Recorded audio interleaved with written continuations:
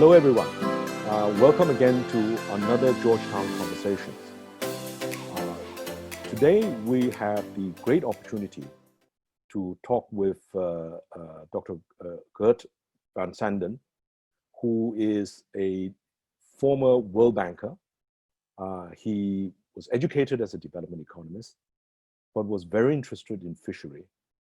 And then he worked in the World Bank for a large part of his career, but he worked mostly all over the world, from South Asia, Middle East, and also in the policy planning side. But he has traveled to many countries. Now, as you know, this conversation has really been about the post-COVID world.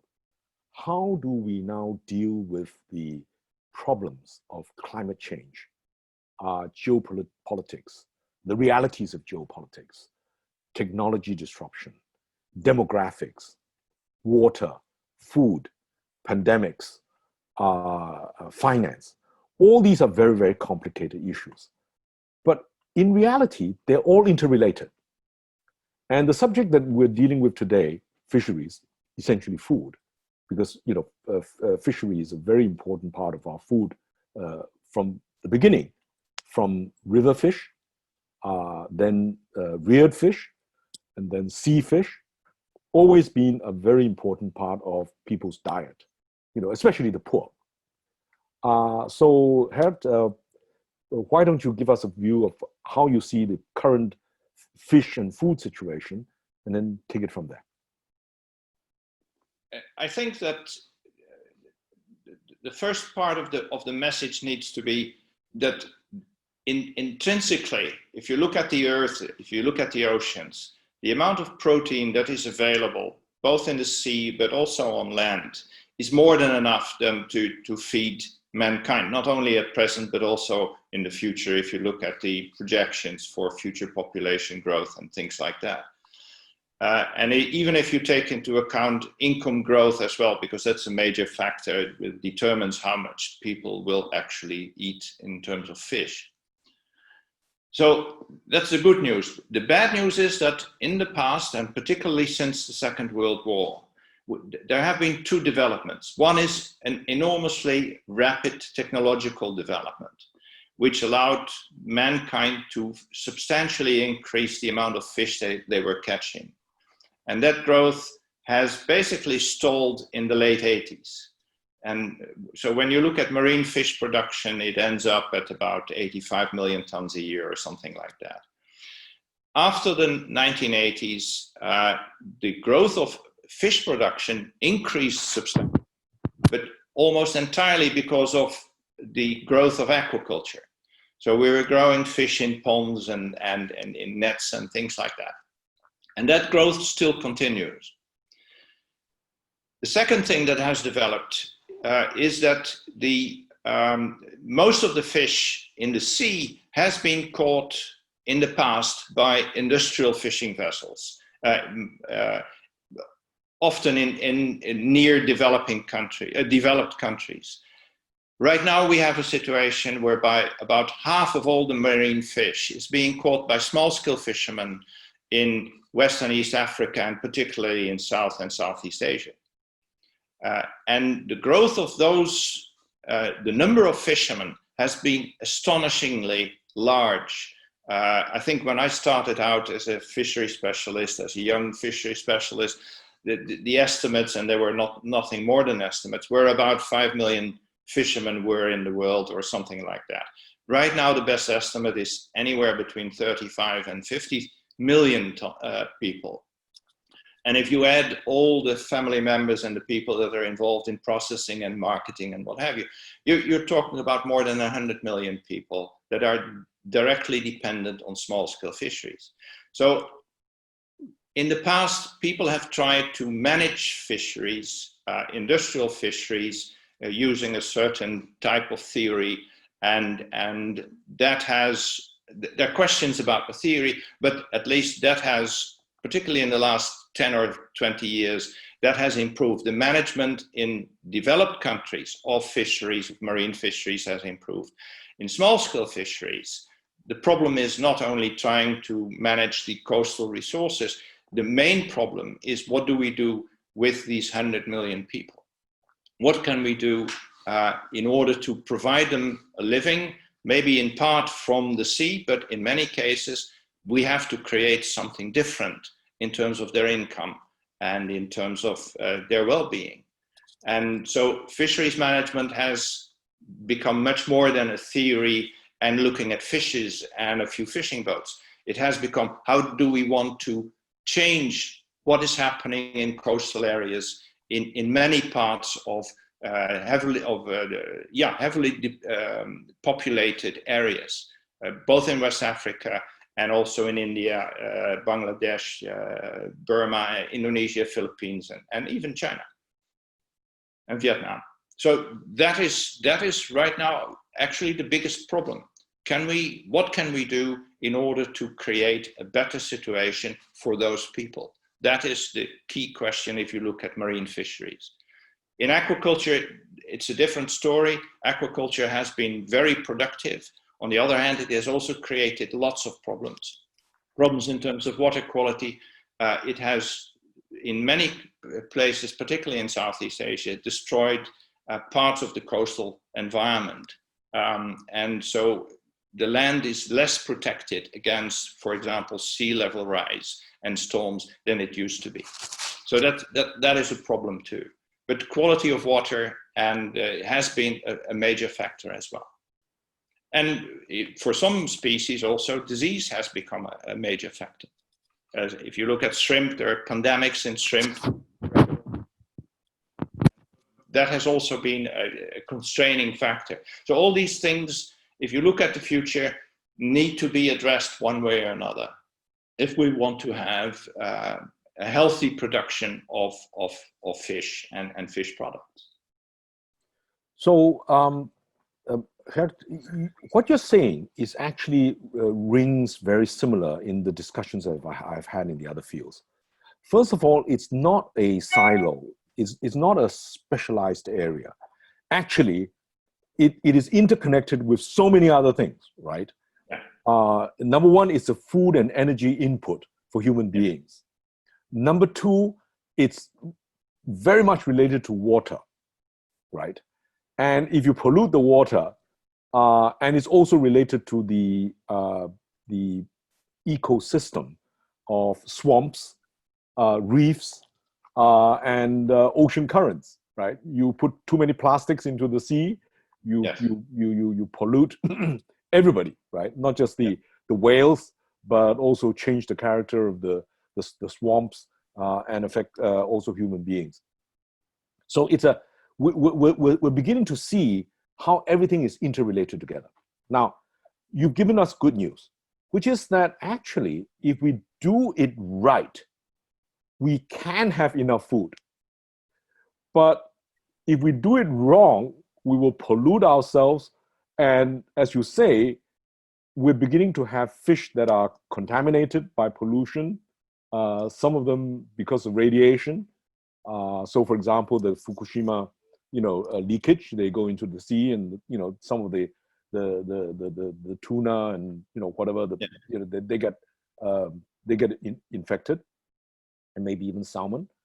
And then as you say, which you reminded me, that you can have pandemics in shrimps, right? Oh yes, and salmon and all kinds of other things. Exactly, yes, exactly, absolutely, exactly. And then this is something we don't know, but de facto, some of the COVID seems to be hiding out in maybe cold storage area, wet markets, which means that the zootonic transmission may not be just mammals to human beings, but it could also come from fish. I mean that aquaculture, which means that really, we have to do it right, right? But doing it right is very difficult because everybody's in their own little narrow area. Your fisheries department guys says that I want money, and the Ministry of Finance says that's not my field. The agriculture ministry is not necessarily the strongest in an industrial country. right? And then there are poverty problems, and then there are, pollution problems. So all these are related. So tell me, how do you think we can solve some of these issues? I think you have to look separate a little bit what is happening in industrial fisheries and in small-scale fisheries. In industrial fisheries, the biggest problem right now is energy consumption. Some types of fishing are extremely heavily energy, need a lot of energy in order to, for example, if you want to eat Dover sole, it takes about between 6 and 8 kilos of diesel oil in order to produce 1 kilo of Dover soil. So energy consumption is one factor. It doesn't mean that all industrial fisheries are highly energy intensive, but some of them are. So that is one thing.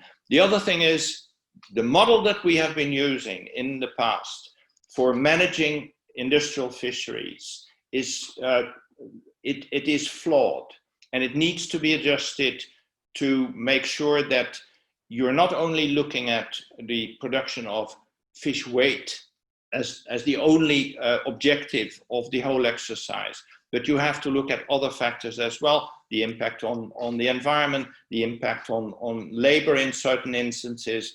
And so instead of having a single objective model that we have been using in the past, looking at either the weight of the fish or the rent that can be produced by a fishery, you have to look at more factors.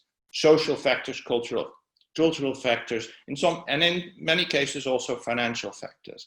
So changing away from the existing model to something that is looking at multiple objectives in industrial fisheries is critical. And that is, as far as I'm concerned, the biggest problem right now. From a technology point of view, we know how to control fisheries to a large extent. There are political problems in some cases, but the technology to actually spot every fishing vessel on the earth is currently available, and it's being used here and there. So that is not, from a management point of view, that's not the most serious issue. In small-scale fisheries, as I said, biggest problem right now is what do we do with all these people that are currently earning a very meager income from small-scale fisheries? And that comes back to the development of towns in rural areas, in coastal areas. That has been discussed, I think, before. We have to look at the development of places where people can work and live that are currently involved in small-scale fisheries, and move them slowly out of this coastal zone where the only thing they can do is catching a few fish. That needs to be one of the key issues in the future. If you look at fisheries, that is where I think the focus should be. Development of alternatives in terms of employment, in terms of schooling, in terms of background, to avoid that many of these people ultimately end up in the very large cities that are currently, like in Nigeria and in Southeast Asia, move to the big cities and become part of the slum proletariat that exists there right now. So that is, I think, one of the most important things in small-scale fisheries. Then there are questions of control. In certain fisheries, for example, that you mentioned, the tuna fishery is being controlled by a relatively small group of companies. And if you look at salmon, you have a similar situation. And then there are idiosyncrasies. For example, salmon being cultured in Western Europe is being fed by fish meal, which comes from Peru and Chile. Now, it takes about 5 or 6 kilos of anchoveta to produce 1 kilo of fish meal, high quality fish meal. That fish meal is then transported to Norway, is being fed to salmon. The salmon need about 1.5 to 2 kilos of fish meal in order to produce 1 kilo of salmon meal. Then the salmon is being put on a plane to China, where it's being filleted, and then it's moving back to Europe or to the United States. So the amount of energy that goes into producing a salmon fillet is enormous, and the amount of fish that is being used in order to create 1 kilo of salmon is also incredibly large. So these are the kind of things that need to be changed. On the other hand, if you have fish that eat plant material, like tilapia, for example, you have a very much more energy, less intensive way of producing fish. So those are the kind of things that you need to look at. It's not only how much fish is there and how much can we take. It's also what happens with the people around it, and what is happening with the fish once it has been caught. Is it part of basically a monopoly that controls prices all over the world, or is it something that can go to local markets and things like that? And the problem is also, I mean, there are more than 50,000 types of fish in the world.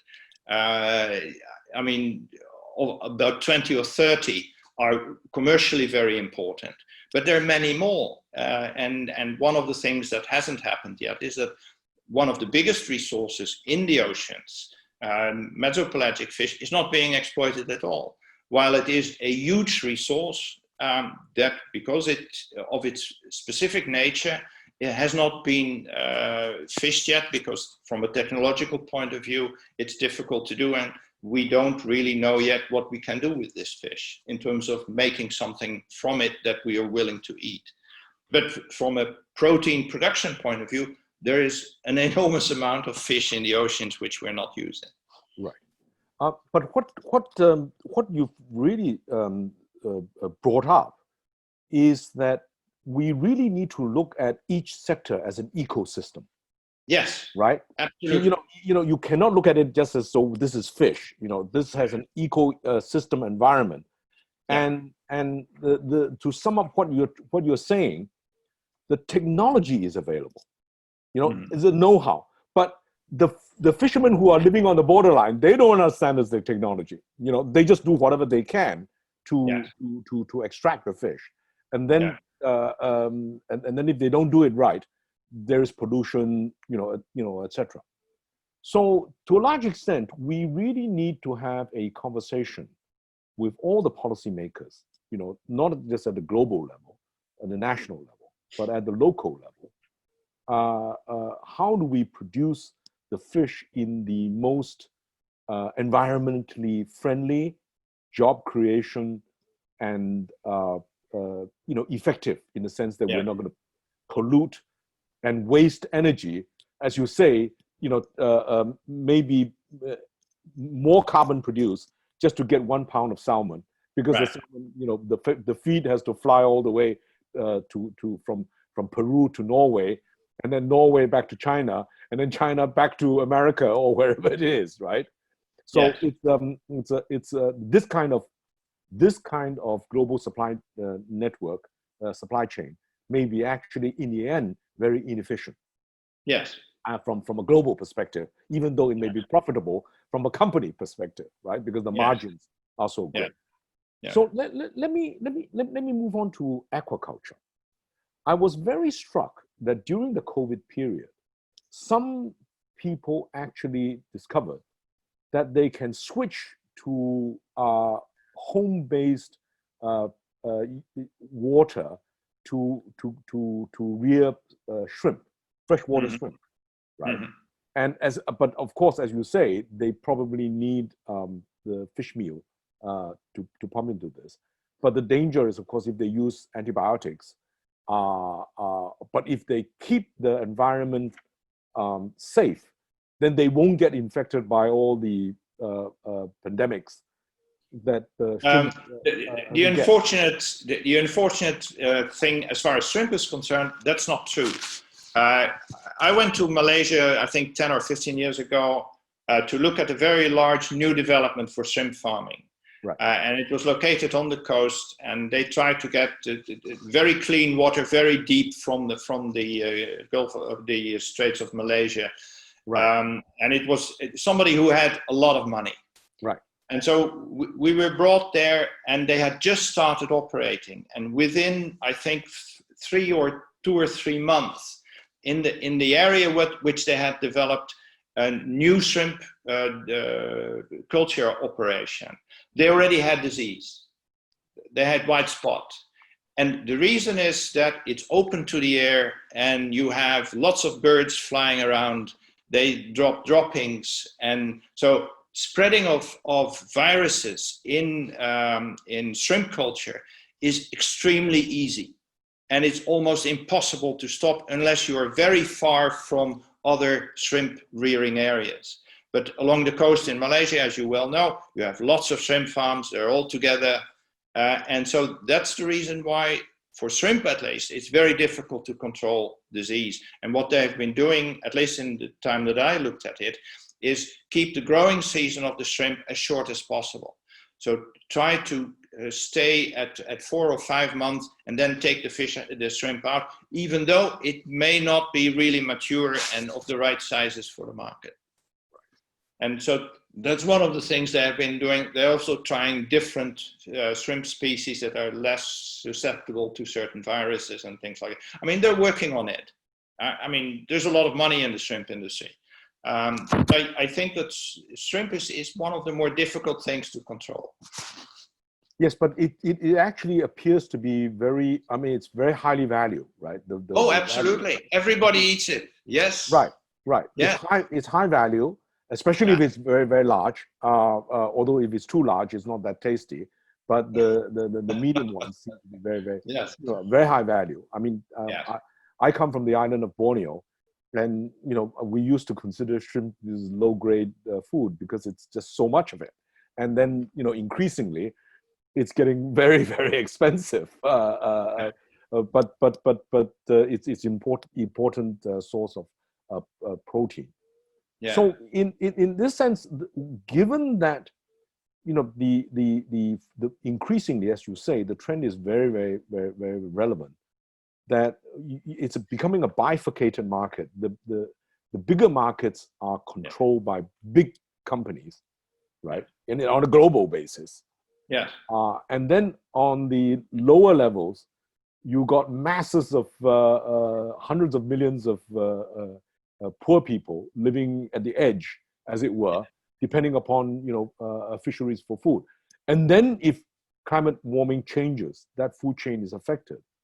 They may be extremely vulnerable, right? Yes, I think that is true, and for that reason, particularly for the small fishermen, the strategy needs to be not only to try to improve the amount of fish which is in the coastal areas which they can fish, but also to find many different employment opportunities for them outside of the fishing sector. That's probably one of the major questions we have in fisheries right now, although not that many people talk about it. But particularly in West Africa, but also in South and Southeast Asia, it's a huge problem that needs to be addressed and requires political commitment at very high levels in order to work on that. But if I don't know about the West African situation, but I do know about the Southeast Asian one because I spent a lot of time in Indonesia, going through the different islands. And it's quite clear to me that increasingly the reefs are under threat, just like the barrier reef, right? And if the reefs are under threat, number one, in southern Philippines and even in my home state of Sabah, because the people are poor and because there were conflicts, they used to fish bomb. The surplus hand grenades are cheap. They just throw it in, and then you destroy the reef, and you destroy even the small fish, which means you destroy the environment, and then later on you have no control of the situation. To what extent do you think that we would need a global effort to be able to try and conserve the reefs and then the fishery, environment around it? Because clearly, if we have too many of these smallholders, the small fishermen, very much like the deforestation driven by the shifting cultivators, this is a hell of a problem, right? It is probably, if you look at fisheries, it is probably the most important problem. Yes, I think producing enough fish from the oceans is from a technological point of view and even from a marketing point of view, I think it's possible. But how to deal with the very large number of people that are currently living coastal areas, Southeast Asia, West Africa, less in Latin America. That is probably the most difficult thing. I think the World Bank started to look at it at one point. IFAD has been trying to look at it. FAO is looking at it. So there have been efforts in order to get to grips with it. But as you said, fisheries is, in most cases, is not a very large sector. There are exceptions, of course, but in most countries, it's not a very large sector. It's not very sexy. Many ministries of fisheries or directorate generals of fisheries don't have much political power, and in most cases also don't have much institutional capacity, and their budgets in most cases are very limited. So doing this and actually trying to develop this at a large scale requires much more than just activities at a local level, although there it has to start, but it needs very much support from outside. But so actually you raise a very important issue. It's not that the technology is not available. The technology and the know-how is very often not available at the areas where they're needed. Yes. Which is at the grassroots level. Which Yes. means that we can no longer produce scientific papers that a few experts know. And you even have, as you and I faced at the World Bank, because we were specialists, we were often talking to a generalist who didn't understand what we were talking about. And then he or she has difficulty persuading the boss above him or her that there's a priority in this, because if we don't get this right, a lot of people will suffer, right? Don't get me talking about that, Andrew.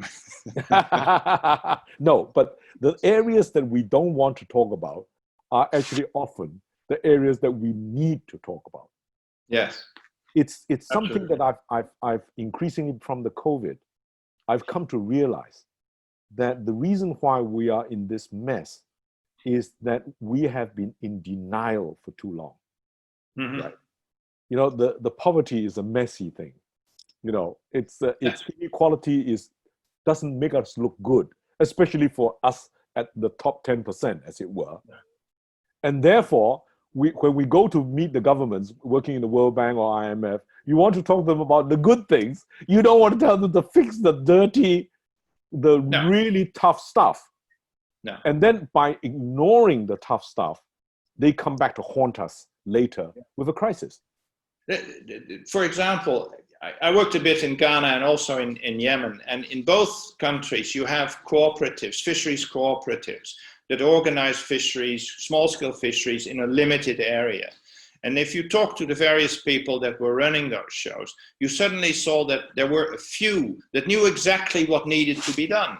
They had good leadership, their finances were in reasonably order, and they had a view of what needed to be done in order to run it right. And then you had lots of cooperatives where it was a mess, in large part because it was bad management, bad leadership and management, and in some cases also a lot of political influence, which was negative.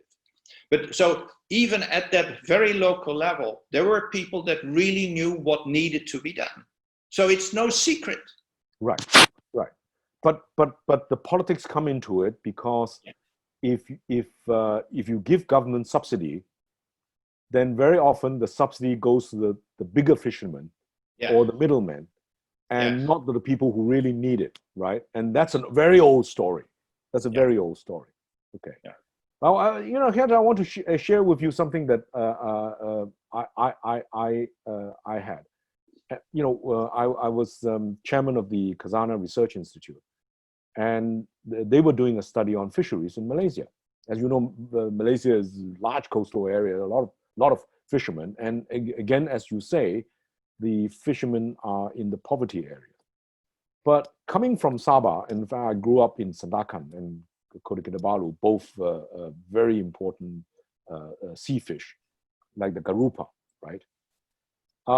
I remember that one of my friends made a lot of money because he was actually working for a fishery company. The trawlers would come in every day, and what he did, of course, today it would be called corruption, but he was extremely clever. Because the commercial fish was basically standard. This is, you want tuna, you get tuna, and so you put the tuna on the plane. But this friend of mine was very entrepreneurial. He realized that what they call the mouse mouth garupa, right, is a delicacy in Hong Kong, and they were being sold at X Hong Kong dollars per tile, which is on an ounce. So he would go to the trawlers, collect all these fresh, because they would get trawled anyway, right? Yeah. And then put them on a separate plane, instead of freezing them and then putting them on the ship. He collected them and put it on a plane, sent to Hong Kong, and made, well, not a fortune, but he made quite a lot of money. Yes. So it really is about knowledge of markets and knowledge of commercialization. Absolutely. And in fish, that is extremely important. There are many markets, there are many species that in one country are not eaten at all. In another country, they're a delicacy. Even over time, if you look at Japan, bluefin tuna, if you go back 50 or 60 or 70 years, was not at all a delicacy in Japan. Now it is the delicacy in Japan. So it changes. It changes all the time. Right. And of course, nowadays, well, some people may still like to eat whale meat, but I don't think it's very good for us to eat whale meat, or to have shark's fin.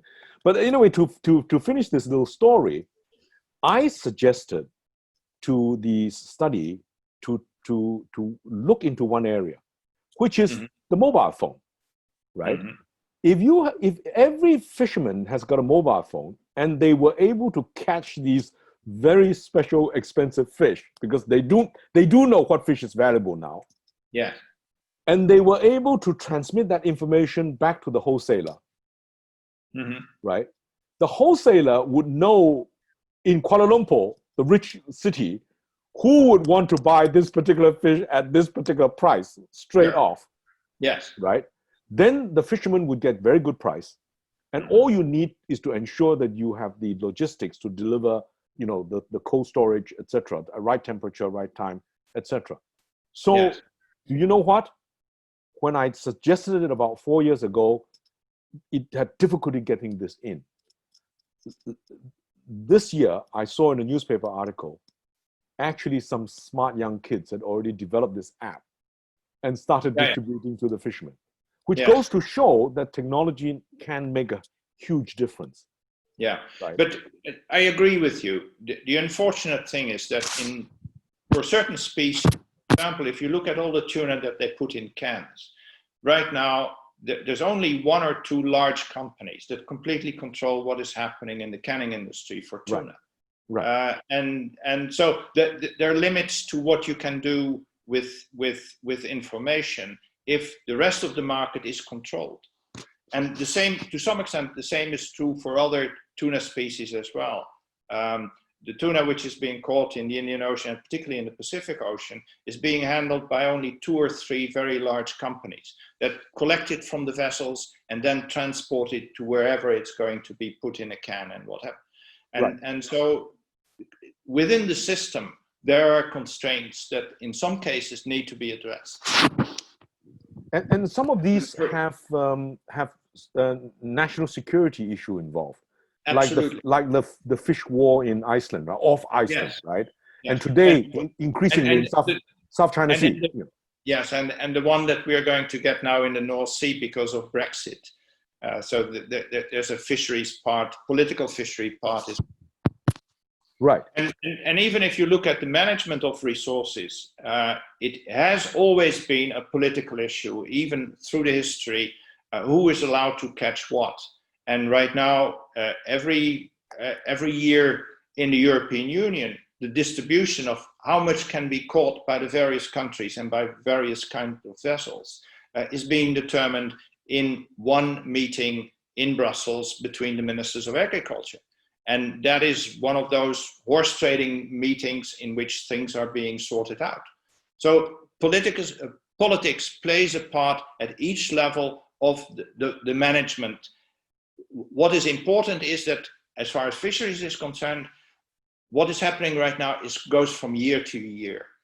And I think that what we need, coming back to how do we look at the future, we need to have a reasonable idea how it should look like 10, 20 years from now, and make decisions that move in that long-term direction.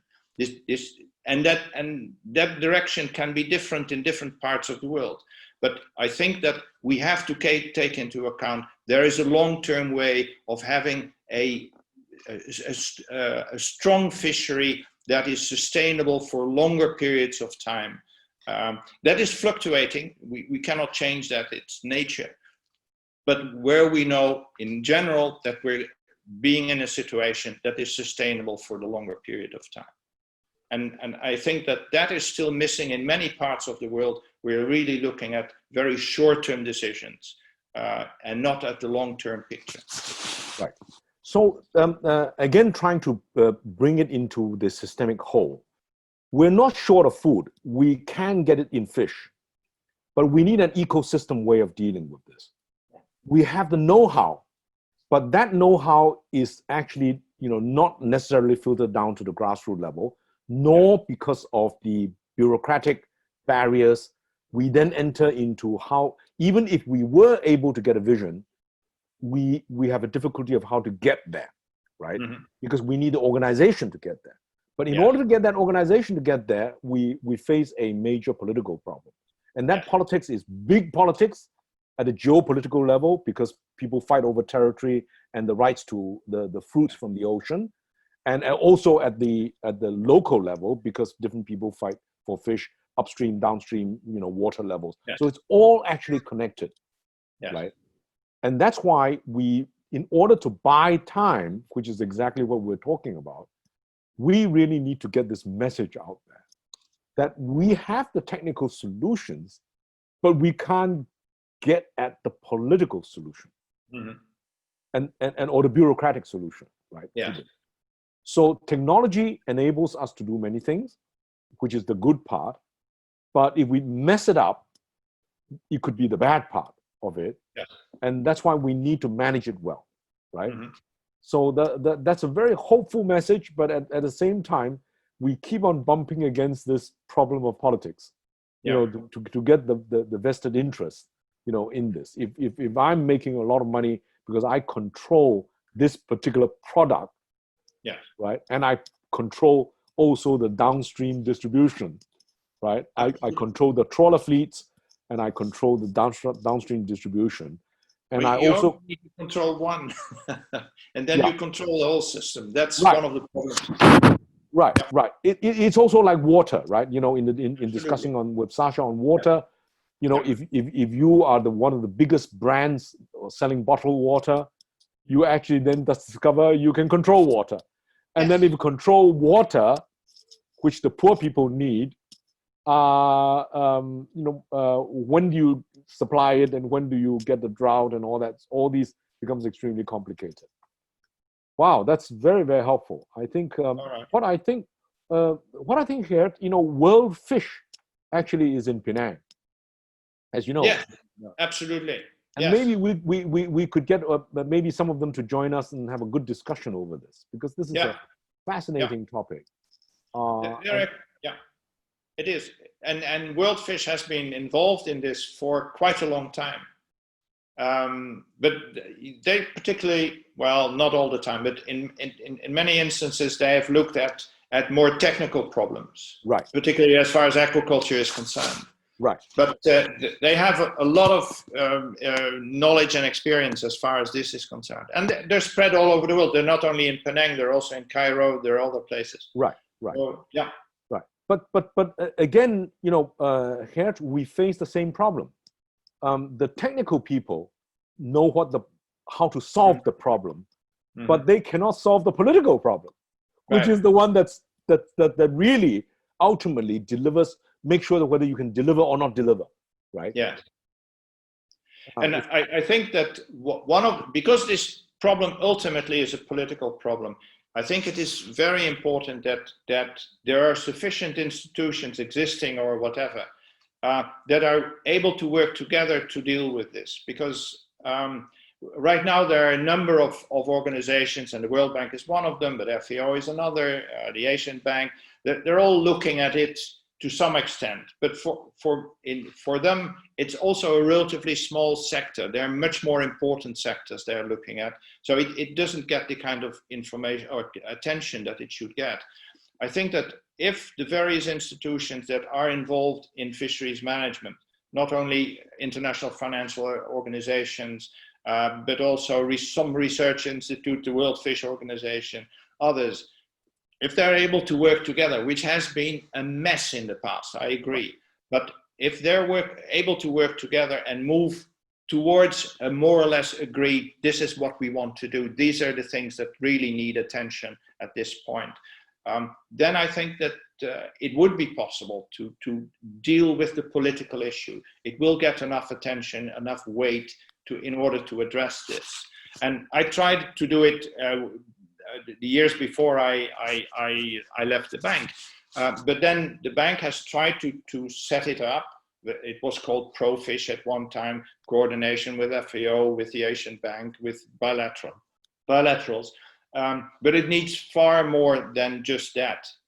It really needs attention on a global scale between people that are working, as you said, who know roughly what needs to be done, and in many instances also know how to do it. But it needs this coordination that hasn't existed in the past. Right, but you know, the World Bank is a very useful way of thinking about this, because as you recall, the know-how transfer, the technology transfer, the technical assistance is what we call, was tied to the loan. Yes. And if the loan is not there, you don't get the technical assistance. That's the crazy part about it, right? Even though you and I know it's needed. This is point number one. Point number two, even the loan is tied up to part of a bigger loan package.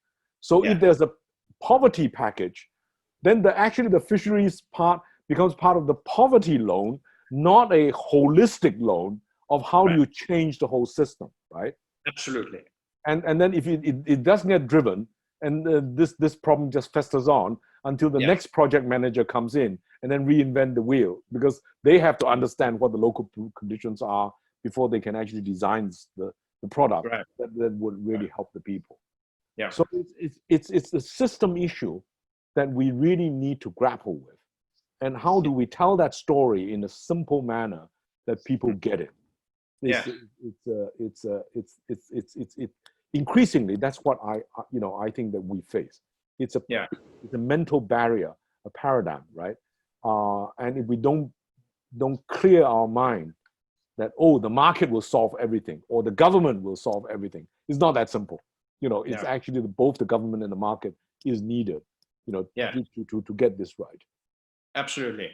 And I think one of the weaknesses of the fishing sector, and I don't know whether that's true in other sectors as well, but one of the real weaknesses in the fishing sector is that the people that actually make decisions in it, the ministers of fisheries, the directors generals of fisheries in the various countries, are being changed at an astonishing high rate. So it's very unusual for a fishery minister to stay in his position for more than 1 or 2 years. Then they're moved somewhere else because fisheries is not that important. They want to become a bigger minister or whatever it is.